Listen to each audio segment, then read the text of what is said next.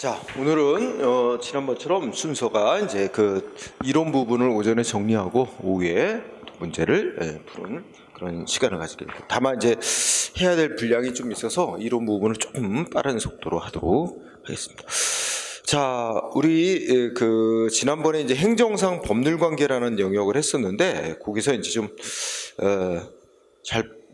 꼭 봐야 될 그런 영역이 있어서 1권에 여러분들 그 104쪽 한번 보세요.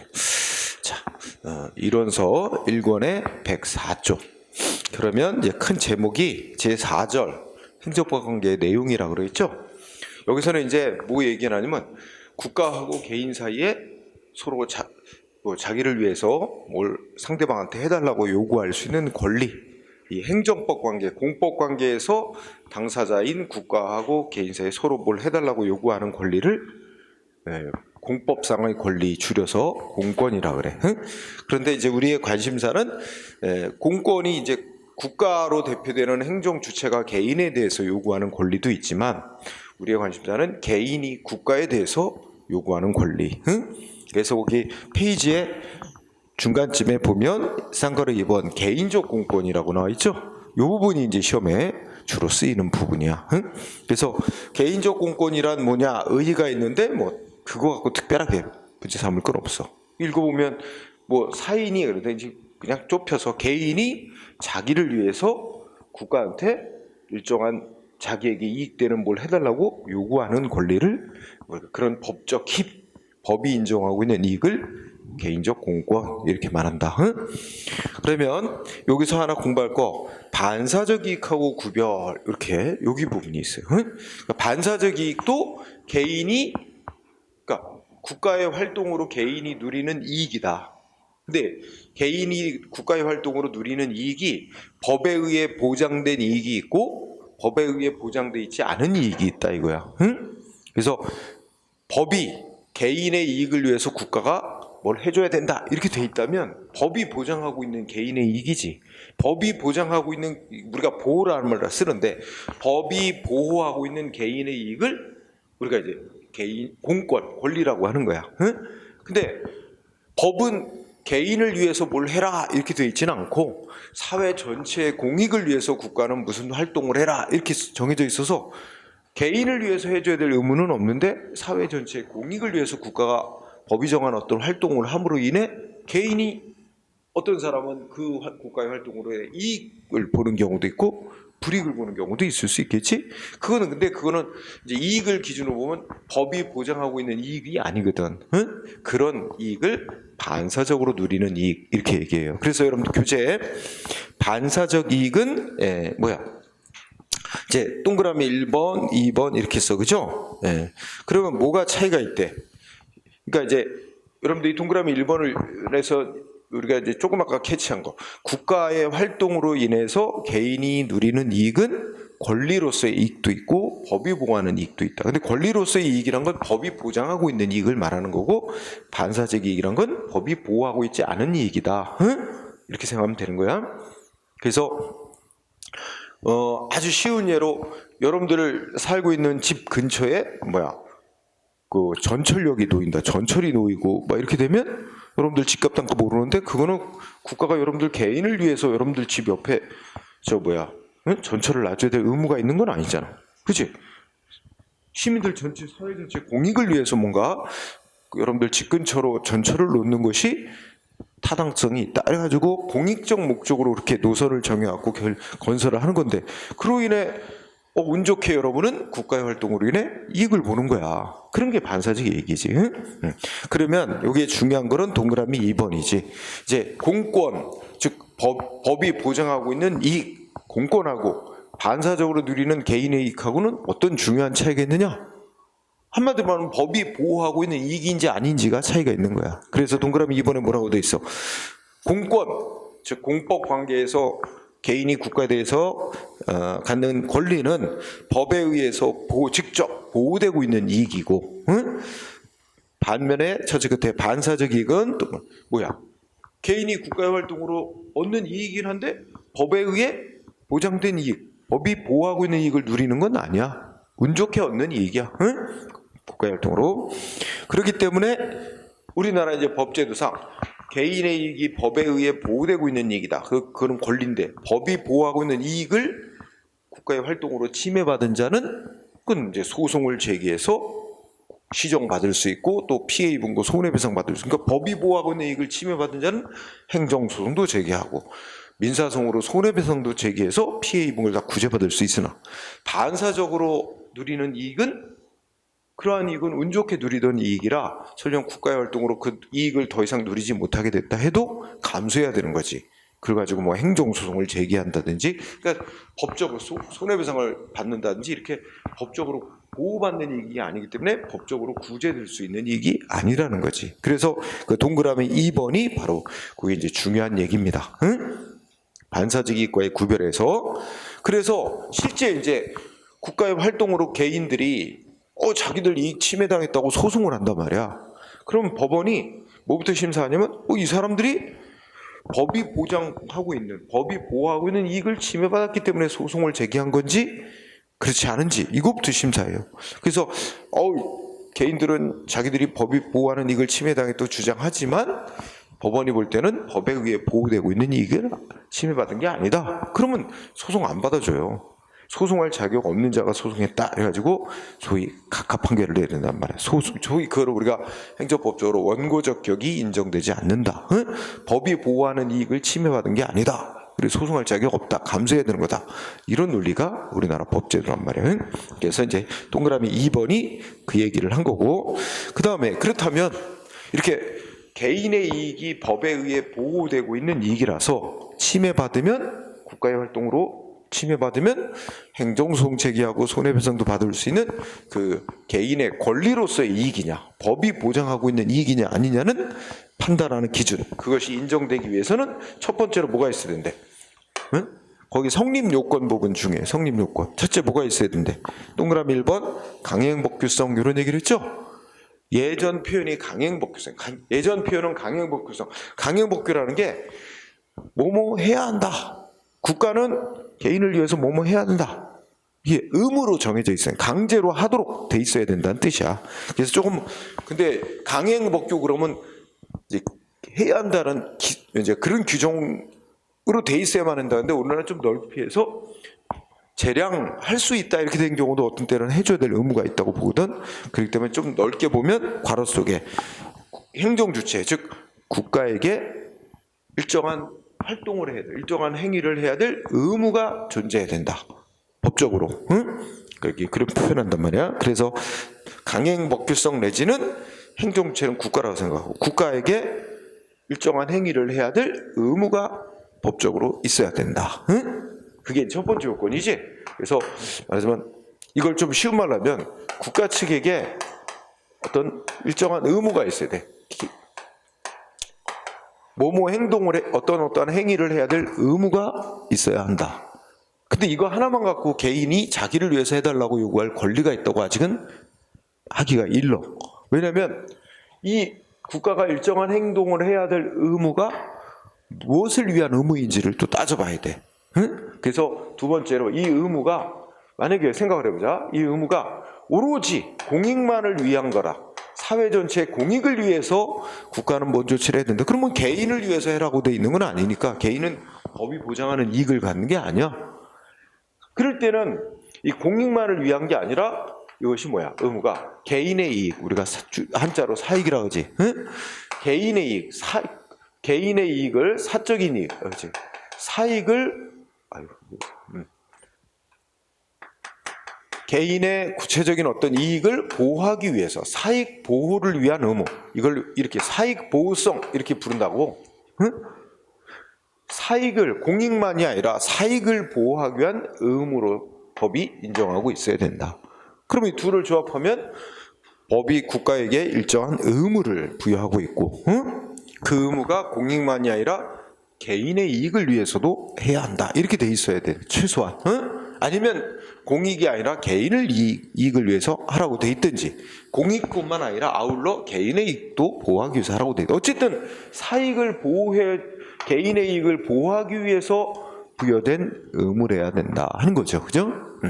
그 다음에 과거에는 세 번째 요소도 얘기했었어. 세 번째 요소가 뭐냐면 이렇게 법이 개인의 이익을 위해서 국가에게 일정한 행위를 해야 한다고 돼 있는데 안 해, 국가가. 그럼 개인은 왜 안 해주냐? 응? 국가를 상대로 법원에 소송을 내서 그걸 재판을 통해서 그러한 조치를 받아낼 수 있어야 된다. 응? 그래야 그것이 진짜 진정한 권리다. 이래가지고 예전에는 이거 국가가 안 해주면 재판을 청구해서라도 받아낼 수 있도록 법이 보장하고 있어야 된다. 그래서 그거를 뭐라 그러냐면 옛날에는 이런 말로 해요. 의사력의 존재. 응? 네. 쉽게 말하면 개인이 자기의 의사를 관철시킬 수 있는 힘이 법에 의해 인정되고 있어야 된다는 거예요. 그게 좀 쉬운 말로 하면 개인이 재판을 청구할 수 있는 권리가 보장 안 해주면, 국가가 안 해주면 이 재판을 청구할 수 있는 권리가 보장되고 있어야 된다. 응? 이렇게 얘기를 했어요. 응? 그런데 옛날에는 국민이 행정소송, 재판을 청구하려면 법에서 어떠한 문제에 대해서 국민이 소송을 제기할 수 있다. 이렇게 법으로 소송 제기할 수 있도록 규정을 해놨어야만 그 문제에 대해서 재판을 청구할 수 있도록 했었어요. 옛날에는. 그런 제도를 열기주의 제도라고 합니다. 법에다가 소송 어떤 경우에는 제기할 수 있다. 그럴 때는 이게 개인이 재판을 청구할 수 있도록 법이 규정을 해놨어야 된다. 이게 의미가 있었지만 오늘날에 와서는 당연한 거로 본단 말이야. 국가의 활동으로 개인이 피해를 입으면 당연히 소송을 제기할 권리가 보장되고 있거든. 오늘날은 개괄주의가 채택돼서. 응? 그래서 굳이 오늘날 이렇게 과거 열기주의라는 제도에서 개괄주의라는 제도로 이렇게 바뀐 오늘날에 와서는 굳이 이거는 따로 얘기할 필요가 없다. 당연하게 보장되는 거기 때문에. 그래서 과거에는 이렇게 세 가지 요소가 충족이 돼야 개인이 자기 이익을 위해서 국가에게 어떤 행위를 해달라, 법이 정한 어떤 조치를 해달라고 요구할 권리가 인정된다 그랬다가 오늘날에는 이 요소, 요거하고 요거만 두 가지만 인정되면 개인이 국가에게 자기를 위해서 뭘 해달라고 요구할 권리가 인정된다. 이렇게 해서 이 요소로 바뀌었다는 얘기야. 그래서 거기 성립 요건 세 가지가 일단 써 있죠. 세 가지 있었는데 동그라미에서 의사력의 존재라고 하는 거, 이거는 쭉 결국 읽어보면 셋째 줄 읽어보면 오늘날은 어떻게 돼? 오늘날은 더 이상 개인의 권리가 인정되기 위한 요건으로 취급하지 않는다. 응? 이렇게 그 얘기도 알아두고요. 자, 그렇다면 이제 요거는 빼고 나서 이제 오늘날은 얘기 안 할까? 이 두 가지 생각해 보면, 자, 첫째, 국가에게 개인을 위해서 뭔가를 해야 될 법적인 의무가 있고, 그것이 개인의 이익을 위해서 해야 된 그런 의무다. 라는 요 두 가지가 인정될 수 있는 건 기본적으로 법이 그렇게 정해놨어야지. 응? 법. 그렇죠? 법적인 의무니까. 그런데 그 법이 되는 건 기본적으로 법률, 국회가 제정한 법률도 있고, 대통령령, 총리령, 부령 같은 법규명령도 이렇게 되어 있습니다. 이런 거 보고 국가에게 어떤 행위를 해야 될 의무가 법적으로 있는가, 그 의무가 개인의 이익을 위한 것인가, 이걸 보고 따지는 거죠. 그런데 거기 읽어보면 이제 동그라미 1번을 보세요. 성립 근거, 성립 근거의 동그라미 1번. 원칙적으로 법률에 의해, 법률이나 법규명령에 의해 성립, 그치? 법률이나 대통령령 같은 법규명령 보고 거기에 개인의 이익이 즉 국가에게 어떤 행위를 해야 할 의무가 규정되어 있는가, 그 의무가 개인의 이익을 위한 것인가, 이거 보고 판단하는 게 원칙이야. 법 규정 보고. 그런데 그거 말고도 그 옆에 헌법이 정한 국민의 기본권, 기본권 규정도 또 이렇게 성문법만이 아니라 관습법 같은, 관습법이나 조리 같은 불문법에 의해서도 국가의 일정한 의무, 사입법을 구출할 수 있다는 거예요. 관습법, 조리, 그 다음에 또 잘 나오는 거 두 번째 줄에 공법상 계약에 의해서도 성립될 수 있어요. 국가하고 개인 사이에 합의해서 계약을 맺고, 국가가 합의한 내용이 국가가 개인을 위해서 일정한 행위를 해야 할 의무를 합의해놓고, 혹시 개인의 이익을 위한 의무다 그러면 그로부터 개인의 권리가 나올 수 있는 거지, 그렇지? 그래서 동그라미 1번 중요합니다. 헌법상의 기본권 규정에 의해서도, 관습법에 의해서도, 관습법이나 조리에 의해서도, 공법상 계약에 의해서도 개인의 권리가 도출될 수 있어요. 응? 성립될 수 있습니다. 지금 저 105조 하고 있어요. 이론서 105조. 그 다음에 두 번째, 그러나 비법규인, 즉 국민하고 사이에 효력 없는 법, 행정조직 내부법인 행정규칙 자체에 의해서는 개인의 권리가 도출될 수 없어요. 행정규칙은 국민과 효력 갖는 법이 아니기 때문에 행정규칙에 의해서는 개인이 자기를 위해서 뭘 해달라고, 그는 공무원들에게 업무 처리할 때 이거 정해진 대로 해라 하고 조직 내부에서 의무를 부여한 거지, 국민하고 사이에서 뭘 하라고 의무가 국가에게 부여된 건 아니거든. 그래서 일단 처음 할 때는 이 행정규칙이 뭔지 잘 몰라도 조금 이따 또 설명할 거야. 그래서 동그라미 1번 중요하고, 그 다음에 하나 더 세부적으로 볼 거는 동그라미 2번이야. 제목은 이제 헌법상의 기본권 규정이야. 헌법에는 헌법제 10조서부터 해서 헌법제 32조까지인가? 32조, 33조까지인가? 국민의 기본적인 권리를 쭉 선언해 놨어요. 그래서 뭐 헌법제 10조는 모든 국민은 뭐 인간의 존엄과 가치를 가지며 행복을 추구할 권리를 갖는다. 이렇게 해서부터 해서 헌법제 12조 모든 국민은 신체의 자유를 가진다. 쭉 나갑니다. 뭐 사생활의 자유를 갖는다. 뭐 주거의 자유를 갖는다. 쫙 나갑니다. 그래서 이제 이렇게 헌법상의 기본권에 관한 규정이 이제 있는데, 동그라미 2번에 보면 헌법상의 기본권 규정은 헌법이 정하고 있는 국민의 기본권에 관한 규정은 두 가지야. 유형을 두 가지로 나눌 수 있어. 그래서 여러분 동그라미 읽어보면 그 내용이 매우 추상적인 선언만 해놓은 것이라서 이거 다시 구체적인 내용은 헌법 규정만 갖고는 구체적인 내용을 알 수가 없어. 추상적인 선언이야. 그래서 보다 누가 어떤 사람이 구체적으로 어떤 내용을 뭘 해달라고 요구할 권리가 인정되는지 이런 걸 법률로 구체적으로 다시 정해놔야 비로소 개인에게 보장되는 개별적이고 구체적인 이익이 되는 경우가 있어요. 그래서 추상적인 내용만 선언해놔서 이를 구체화하는 법률이 제정되어야만 비로소 구체적인 권리로서 인정될 수 있는 게 있고, 그런 게 뭐냐면 대표적으로 사회적 기본권이라고 하는 거예요. 그러니까 우리 헌법이 보장하고 있는 국민의 기본적인 권리는 유형상 몇 가지로 나눠요.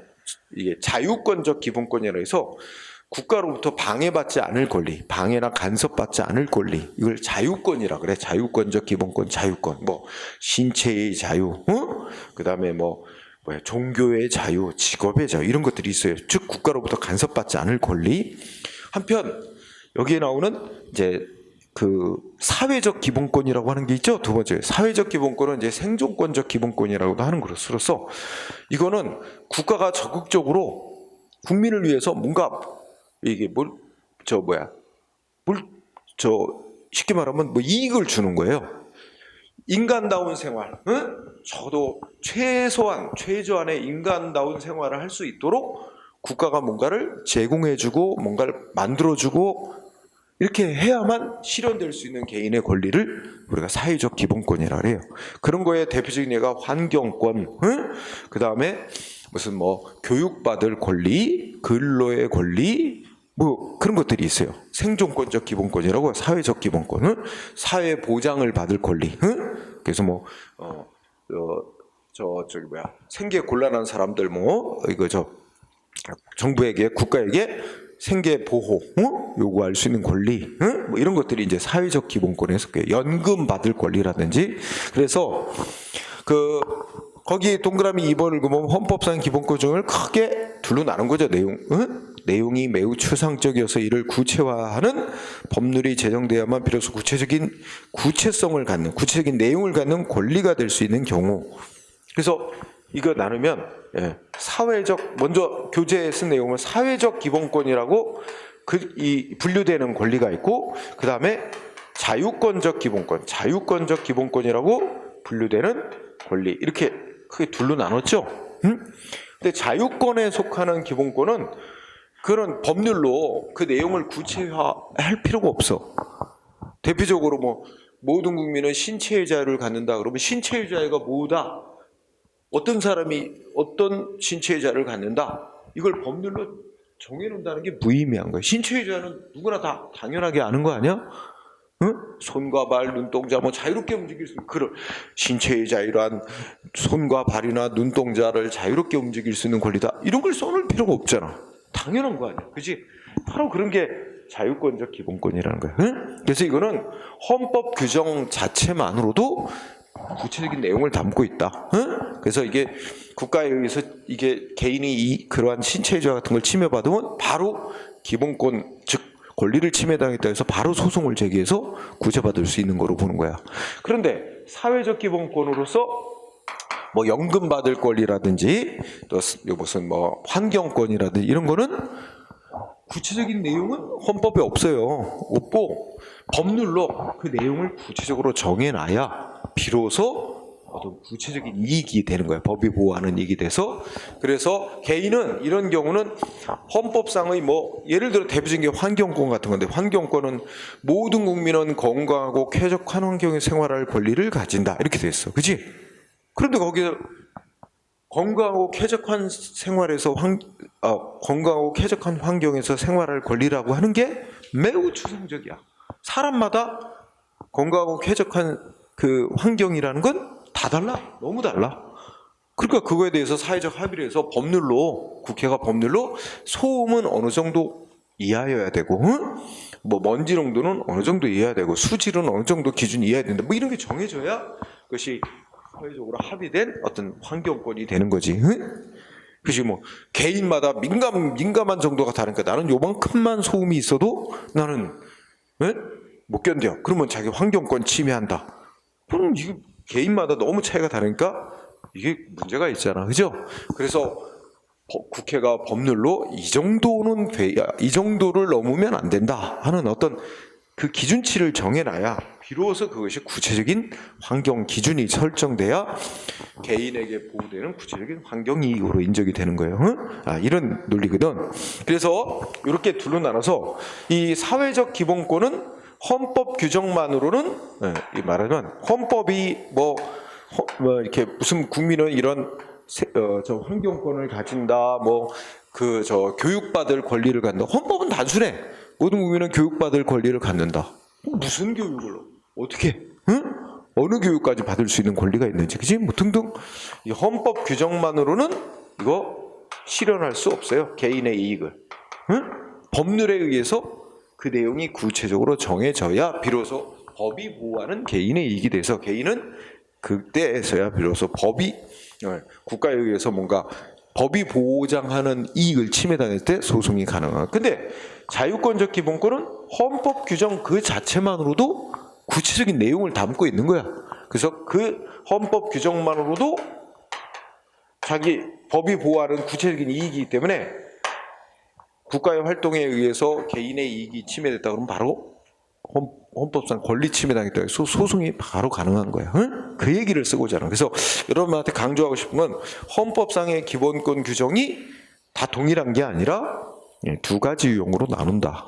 그래서 사회적 기본권에 속하는 거와 자유권적 기본권에 속하는 거 어느 쪽에 속하느냐에 따라서 헌법상의 권리 침해당했다 해서 바로 소송이 가능한 경우가 있고 헌법 규정만 갖고는 안 되고 법률에 의해서 구체적으로 정해져야 비로소 권리 침해당했다고 소송이 가능한 경우 이렇게 둘로 나눠진다는 거야. 꼭 알아둬야 되고 그 다음에 그 밑에 특성은 이제 위에 세 줄을 읽어보자.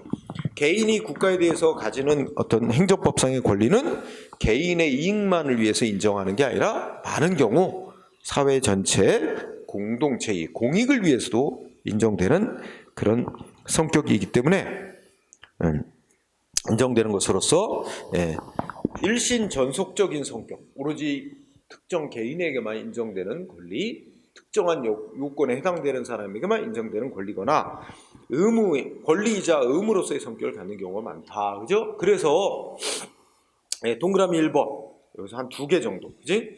개인적 공권은 자기의 권리를 타인에게 양도하거나 상속하거나 또는 권리를 압류당하는 등 개인의 권리가 이전이 금지 제한되거나 자기 마음대로 포기할 수 없는 권리가 많다. 응? 동그라미 1번. 이게 이제 상대적으로 민법상, 사법상의 권리라고도 하지, 사권, 민법상 권리는 포기할 수도 있어요. 자기 마음대로. 나 권리 안 갖겠다. 응? 포기할 수도 있고, 자기 권리를, 얘 대표적인 게 뭐가 있어. 남한테 돈 빌려주고, 돈 받을 권리, 마음대로 포기할 수도 있어요. 나 안 받겠다. 응? 뭐 이런 것처럼. 그런데 이 행정법상의 권리, 공법상 권리는 이렇게 마음대로 포기 못하는 것도 많다. 응? 1번. 그 다음 밑으로 내려가면 동그라미 2번. 개인의 권리는 일신 전속적인 성질을 인하여 타인에게 대행, 자기 권리 행사를 타인에게 대신 행사시키지 못하는 것들이 많습니다. 응? 곧 이제 3월 9일 날 대통령 선거할 텐데 내 대신에 내 선거권 네가 좀 가서 행사해 해가지고 타인한테 투표하도록 할 수는 없잖아. 본인만이 할 수 있지, 그치? 네, 이런 거지. 네, 그래서 시험엔 주로 동그라미 1번, 2번이 나옵니다. 응? 얘네 권리는 함부로 남한테 권리를 이전하거나 상속을 못하는 것도 있고, 또 자기 권리라고 마음대로 자기가 포기 못하는 것도 많다, 그치? 그래서 대표적으로 그러면 나 저 선거권, 투표권 포기할래요. 포기라는 게 없어요. 포기는 권리를 안 갖는다는 거야. 근데 나 투표권을 포기한다. 그러면 사실은 이번 선거에 자기 투표권을 행사하지 않겠다는 의미일 뿐이지, 투표권 포기한다 그래서 포기되는 게 아니에요. 다음번 선거 있으면 자기 또 투표권 행사하면 돼요. 이번 선거에만 권리를 행사 안 한다는 뜻이 되겠지. 응? 법적으로 포기라는 게 인정이 안 되는 거야. 우리가 지금 몇 살부터? 18세부터 지금 투표권이 주어지죠? 응? 한 살 낮췄어요, 작년부터. 재작년부터인가? 그죠? 그래서 18세부터 이제 투표권 행사해. 그죠? 또 바뀐 거 뭐 있는지 알아요? 이거 시험에는 안 나오겠지만, 국회의원 선거, 시도지사 선거 몇 살부터 나갈 수 있어? 응? 내가 알기로 또 낮췄어요. 원래 25부터 나갈 수 있었는데, 청년 이렇게 정치 활성화시킨다 그래서 20살부터인가로 팍 내렸어요. 5살인가 내렸어. 응? 그리고 미성년자도 정당에 가입할 수 있고 18세부터 정당에 가입할 수 있도록 또 바뀌었고, 하여튼 최근에 법이 좀 개정이 됐어요. 우리 행정법은 아니지만. 자, 동그라미 1, 2번 정리하고요. 다음 페이지 보면은 이제 판례들이 몇 개 쭉 나옵니다. 정리해 볼까요? 1번은 우리가 1번 넘어가도 되고, 자, 2번 같은 경우 공중 목욕장 영업허가 나왔어, 그죠? 목욕탕 영업허가 내주는 거지. 공중 목욕탕 영업허가는 첫째 줄에 사업을 경영할 수 있는 권리를 부여해주는 조치가 아니래. 권리를 설정하는 형성적 행위 아니고, 그러니까 쉽게 말하면 목욕탕 허가받은 자한테 요 동네에서는 당신만 혼자서 영업할 권리를 준다, 그런 조치가 아니라는 거야. 그럼 뭐야? 그냥 당신은 법이 정한 요건을 갖췄으니까 법이 정한 금지를 풀어준다. 당신은 이제 영업을 해도 돼 하는 것뿐이지 당신만 영업할 권리를 준다 이런 게 아니라는 거야. 응? 그래서 두 가지 공부해야 돼. 자, 공중 목욕탕 영업허가는 혼자만 영업할 수 있는 권리를 부여해주는 행위가 아니고 사회 질서 유지를 위해서 법으로 금지해 놓은 걸 해제해 주는 데 불과하대. 금지 해제해 주는 것에 불과하대. 응? 여기서 여기다가 말하면 사업 경영할 권리를 설정하는 형성적 행위는 다른 말로 말하면 뭐지? 특허라고 부르는 거야. 특허라는 조치가 아니고 금지 해제, 경찰 금지 해제, 질서 유지, 사회 질서 유지 목적으로 법으로 금지해 놓은 걸 해제해 주는 거에 불과하다. 이게 다른 말로 표현하면 허가해 주는 거에 불과하다는 거야. 그러면 또 이어지는 게, 그러면 목욕탕 허가받은 자는 이제 법이 정한 금지가 해제돼서 금지가 풀렸으니까 이제 자유롭게 영업할 수 있게끔 된 거지, 나만 영업할 수 있는 권리를 부여받은 건 아니잖아.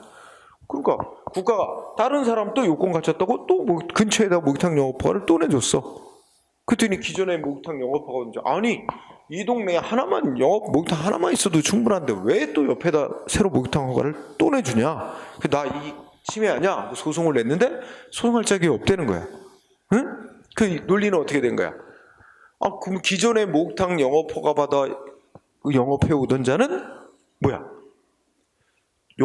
혼자만 영업할 수 있는 권리가 부여됐어서 이제 다른 사람한테 또 영업허가를 내줘서 그 권리를 침해받은 게 아니야. 응? 그동안 다른 사람이 뭐 신청한 사람이 없다든지 해서 자기만 허가가 돼가지고 금지가 풀려서 그동안 혼자 영업해 온 것뿐이야.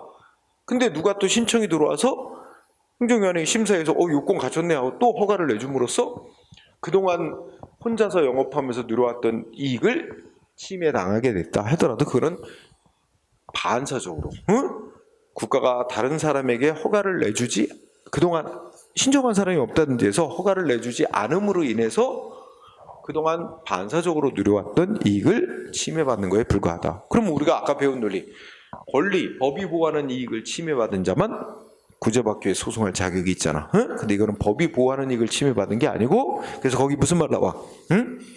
넷째 줄에 나왔지? 반사적으로 누려왔던 이익을 침해받는 거에 불과. 그리고 소송할 자격이 없어. 감수해야 돼. 그런 이익 침해는. 이 논리가 3번, 4번, 5번 다 그 논리예요. 지금. 대표적인 게 목욕탕 영업허가입니다. 그런 논리로 유기장 영업허가 똑같고 4번 석탄 가공업 허가도 똑같고 그 다음에 특히 5번 한의사 면허는 우리가 한의사 면허 내주는 게 그럼 한의사 면허 받은 A 너만 이 동네에서 한의사 그 의료행위 해라 독점권 주는 거 아니지. 여기도 한의사 면허 뭐 해주는 거예요? 그게 당신 요건 갖췄으니까 뭐야 의료행위 해도 돼 하고 금지 해제해주는 허가예요. 허가. 첫 번째 한의사 면허는 허가에 불과한 거야.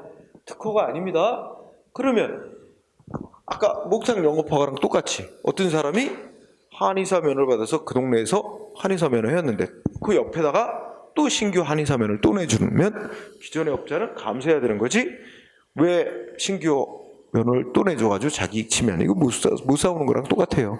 근데 그 여기서는 사안이 약사들한테도 이제 한약을 만들어 팔도록 허용했더니 한의사들이 반발 자기들의 이익을 침해한다고 소송했지만 그동안 한의사들이 누려왔던 이익은 국가가 다른 사람들은 다 요건 못 갖췄다고 금지를 시켜놓고 너는 요건 가졌으니까 해도 돼 함으로 인해서 공익 목적을 위해서 아무나 못하도록 금지해 놓은 데 따라 반사적으로 누려온 이익일 뿐이다는 논리입니다.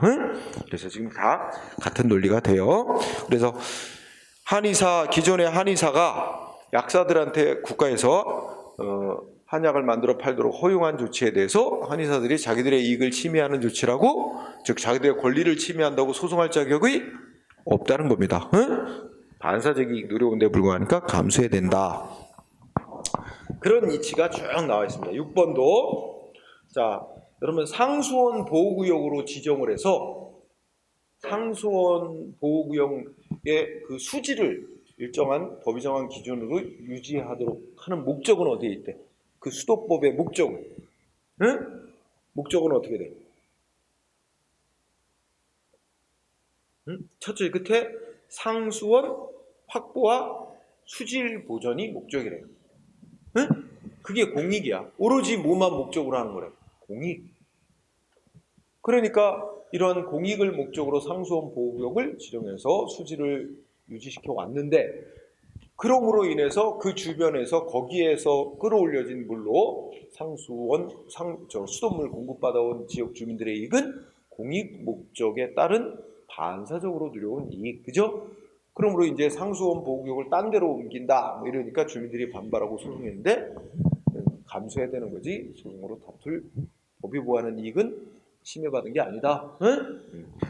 그런 거죠. 또 8번의 키워드는 숙박업 구조 변경 허가. 그러니까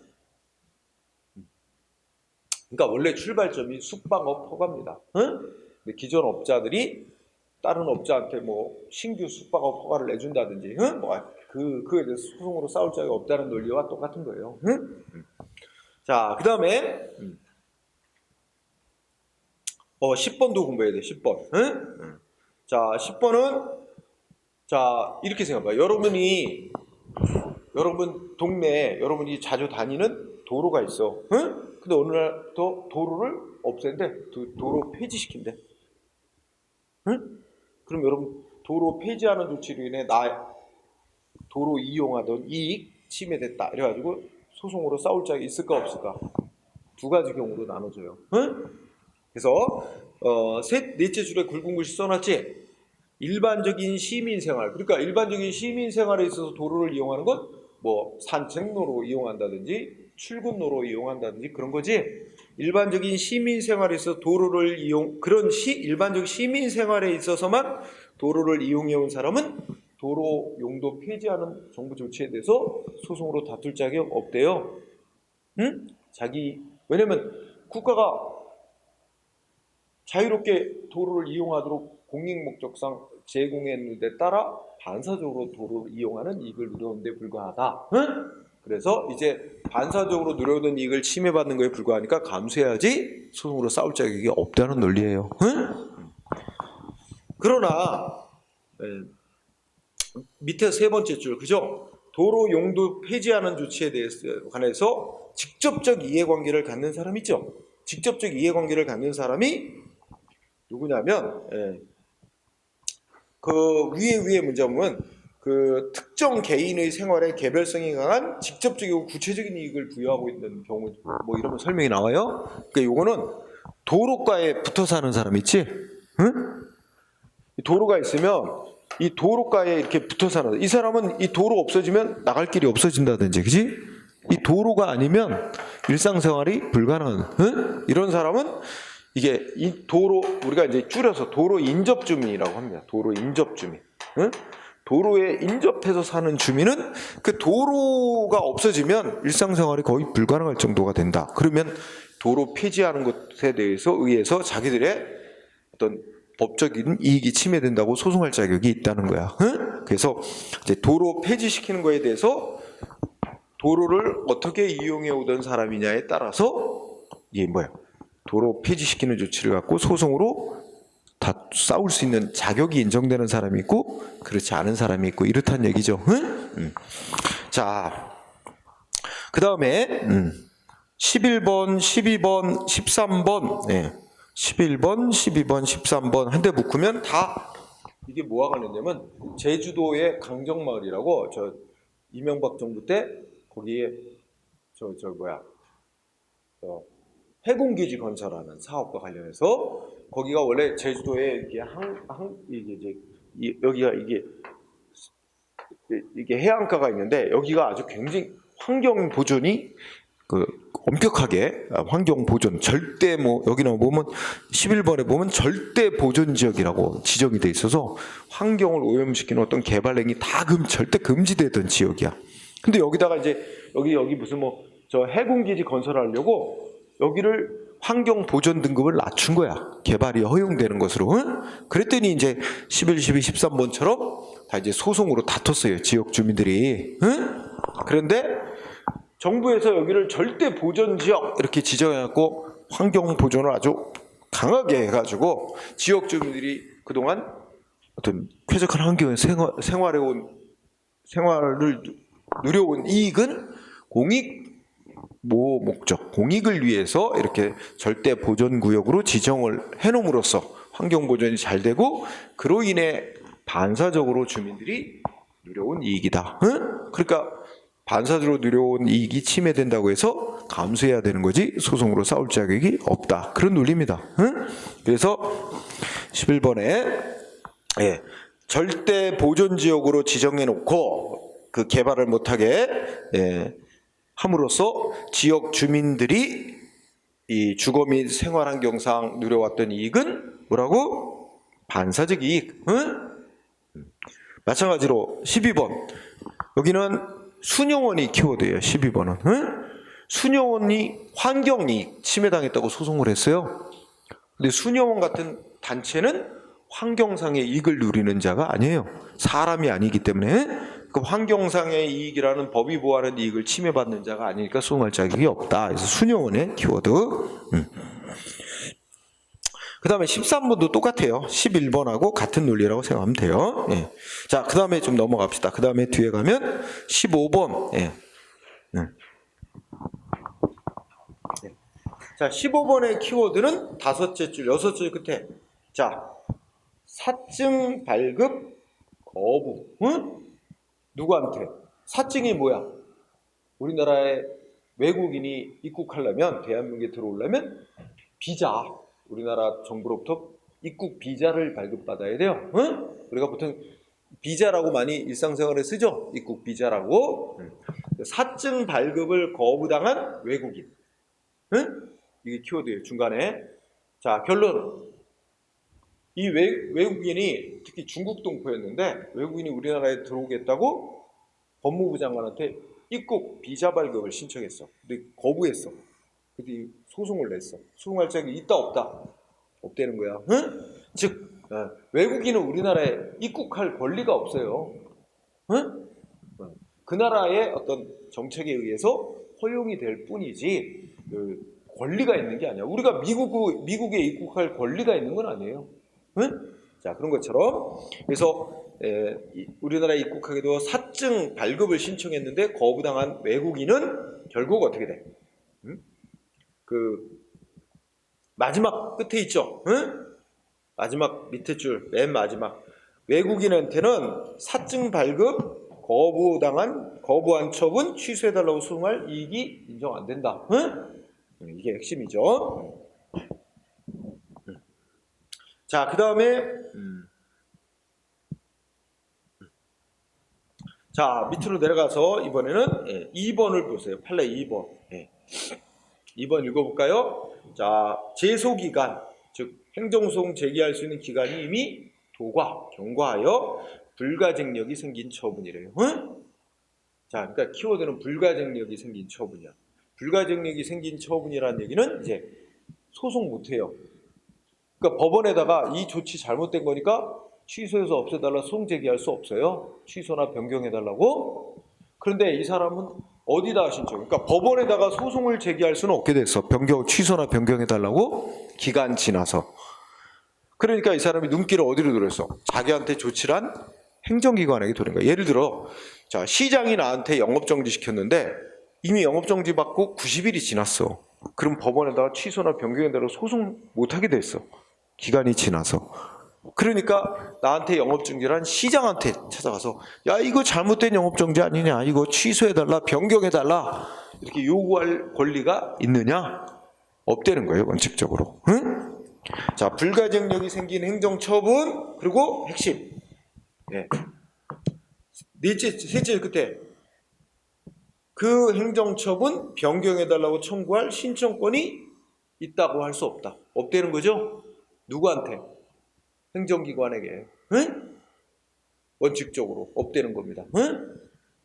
그게 인정되려면 두 번째 줄 법에서 행정기관에게 변경해달라고 신청할 권리가 있다고 규정이 돼 있다든지, 응? 또는 법 해석상 그런 변경 신청권이 있다고 인정될 수 있다면 몰라도, 응? 그런 특별한 사정이 없는 한은 원칙이 뭐야?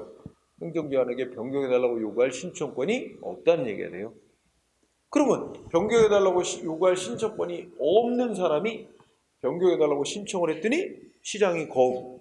그 거부에서도 상대방의 권리를 침해하는 행위가 아니니까 소송할 자격이 없다. 이런 말이 돼요. 또는 거부 행위는 권리를 침해하는 행위가 아니니까 소송 대상이 안 된다. 이렇게도 얘기할 수 있고. 그 다음에 또 3번 판례.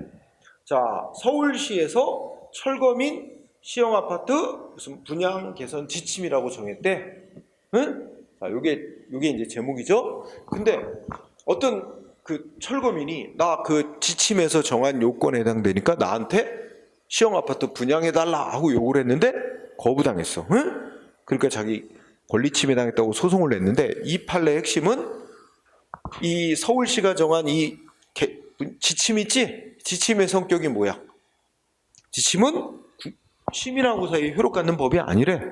요거는 서울시 행정조직 내부에서 이 담당 업무, 이 업무를 담당하는 공무원에게 그 업무 처리하는 지침, 이거 기준 정해준 데 불과해서 행정규칙이라는 거야. 조직 내부법.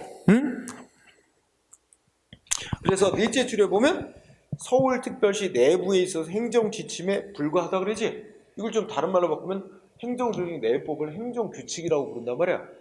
행정규칙에 불과하다는 거야. 응? 그러니까 어떻게 돼? 우리가 아까 저 앞부분에 있잖아. 국민하고의 효력 갖는 법에 의해서 이 개인의 권리가 이제 도출될 수 있는 거지. 이건 조직 내부의 법이라서 국민하고 효력 갖는 법이 아니기 때문에 이거에 의해서는 개인의 권리가 나올 수가 없는 거래. 그러니까 그 지침에 해당하는 요건에 해당하는 자라도 자기한테 시형 아파트를 분양해달라고 요구할 권리가 이 지침에 의해서 나올 수는 없는 거래. 응? 네, 그런 논리가 됐어요. 네. 그 다음에 4번 판례는 앞에 이제 검사 여러 한 100명이 자기를 검사로 임용해 달라고 신청. 그럼 그 중에서 30명만 선발을 한단 말이야. 그렇지? 이런 경우에 자 거기에 두 번째 법령상, 그러니까 성문의 법에는 법령상으로는 검사 임용 신청 및 처리 제도에 관한 규정이 없대. 하지만 셋째 줄 조리상, 조리라는 이제 불문법상, 그죠? 신청을 받은 자는 어떻게 해야 돼? 적어도 신청자들에게 당신을 검사로 임용한다 안 한다 응답해줄 의무가 있대요. 응? 신청한 자들을 위해서 적어도 임용한다 안 한다 응답을 해줘야 될 의무가 있대요. 응? 그럼 여기서 우리가 아까 배운 논리, 이거 적어도 신청자들에게 임용 여부에 대한 응답을 해줘야 될 의무는 있고, 그 임용에 대한 응답해야 할 의무는 신청한 개개인들을 위한 의무라는 거야. 그러면 적어도 신청자들에게는 자기를 검사로 꼭 뽑아달라고 요구할 권리는 없지만 적어도 신청에 대해서 검사로 임용한다 안 한다 응답을 해줘야 될 의무는 최소한 있다는 겁니다. 응? 그래서 법에는 명시 안 됐더라도 불문법인 조리상, 이게 포인트예요. 조리상 임용 여부에 응답을 해줄 의무가 있다. 그죠? 자, 그 다음에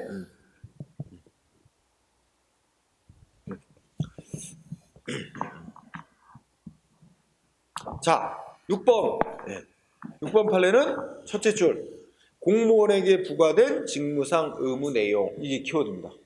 자, 공무원에게 직무를 수행할 때 지켜라 하고 의무를 정해놨대. 근데 그 의무 내용이 두 번째 줄 끝에 사회 구성원 개인의 안전과 이익을 보호하기 위한. 목적이 뭐야? 공무원에게 직무상 부여된 의무 내용이 누굴 위한 의무? 개인의 안전과 이익을 위한 의무라면, 그럼 뭐야? 우리가 논리적으로 뭐야? 개인의 이익을 보호하기 위한 의무지? 그럼 근데 공무원이 그러한 의무를 위반해서 피해를 줬다면 국가는 손해배상할 책임이 있다. 그런 논리죠? 근데 거기서 또 하나 반대로 얘기하면 첫째 주부터 오로지 공익만을 위해서 하라고 돼 있는 의무라든지 행정 조직 내부 질서만을 위한 의무라면 개인을 위한 의무는 아니니까 그러한 의무 위반해서 피해를 줬어도 국가는 배상 책임이 없다는 말이 됩니다. 자, 그 다음에 아까 그 밑에 판례 이제 헌법상의 기본권 얘기 나오지? 그럼 아까 이거 얘기했지. 헌법상 기본권이라고 해서 다 똑같은 게 아니다. 두 가지 유형. 그래서 1번은 이제 의료보험 수급권인데, 의료보험 수급권은 게 사회보장 청구권인데, 의료보험 수급권 1번 뭐 나왔어? 사회적 기본권. 시험 문제 딱 나왔는데 사회적 기본권이라는 단어가 보이면 어떻게 된다? 이거는 헌법 규정만 갖고는 이거 소송해가지고 구제받을 수 없는 거야. 법률에 의해서 구체적인 내용이 정해져야 돼. 그런 거죠. 사회적 기본권이 결정적 키워드. 그죠? 그 다음에 2번. 자, 우리 헌법 34조인가? 보면은 이게 이제 국가는 장애인의 복지를 위해서 노력해야 된다. 이렇게 선언이 돼 있어요. 그러니까 국가에 의무가 있긴 있어. 장애인의 복지를 위해서 노력해야 될 의무. 근데 그거는 구체성은 없어. 어떤 구체적인 행위를 해야 될 의무가 아니라 장애인의 복지 향상을 위해서 정책을 실시해야 될 의무가 있다는 선언일 뿐이지. 그래서 자, 장애인의 복지를 향상해야 될 국가의 의무가 헌법에 명시되어 있다 그래도 이거는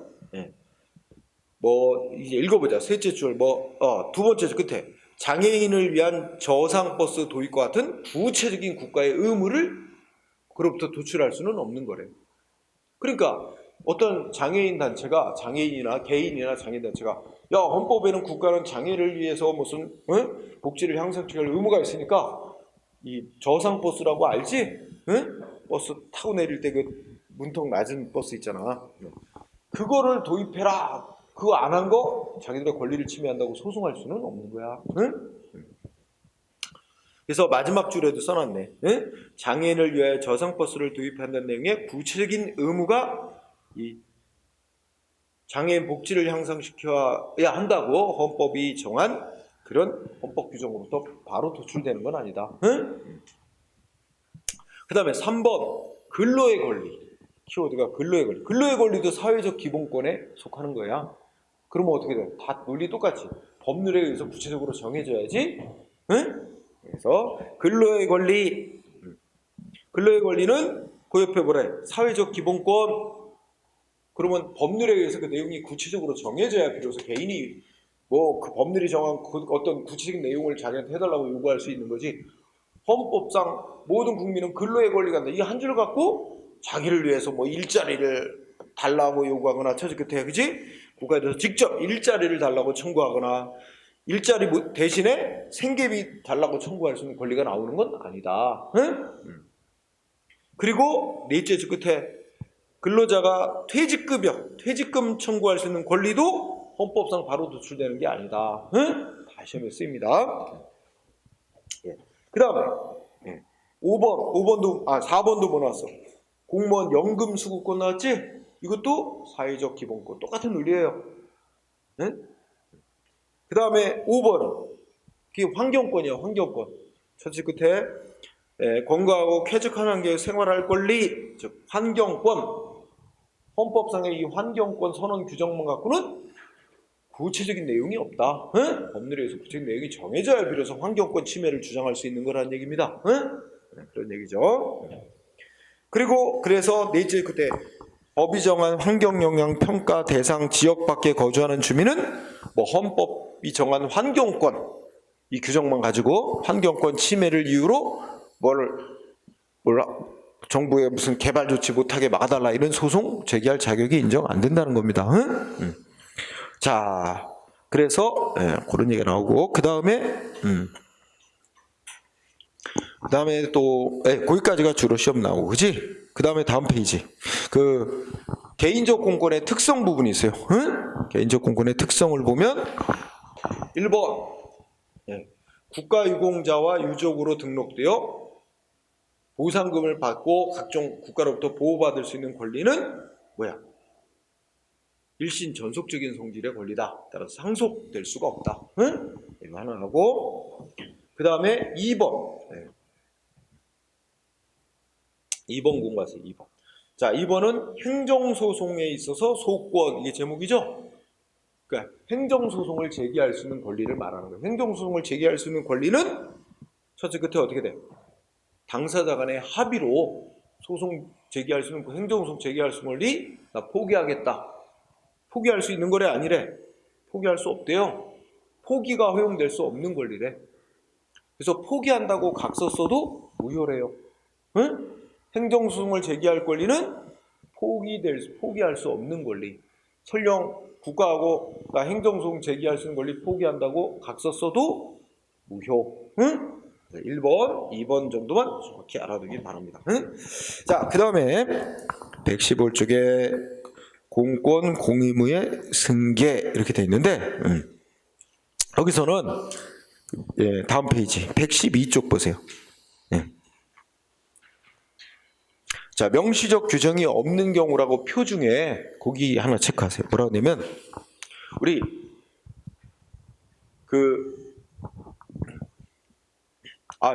요새 이제 그거 엊그제 이재명 후보가 뭐 그거를 개선하겠다고 그런 얘기도 했는데 우리가 부모님이 갑자기 사망하시지? 그럼 부모님의 빚 어떻게 돼? 자식이 상속해요. 부모님의 빚을.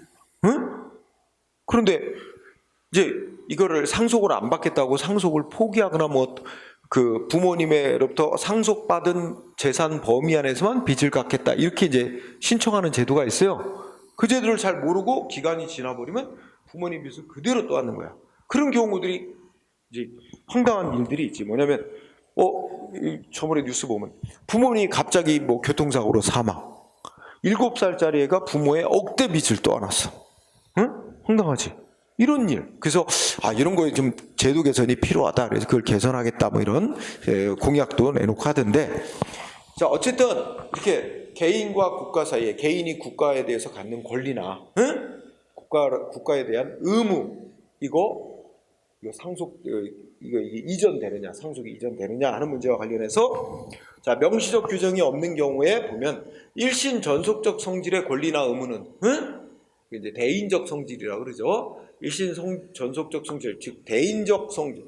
대인적 성질이라는 것은 오로지 그 상대방 개인의 어떤 신분, 자격, 그 능력 때문에 인정되는 거죠. 대인적 성질의 것은 특별히 법에 규정이 있어야만 이게 이제 뭐 이전, 상속 이런 게 되는 거고.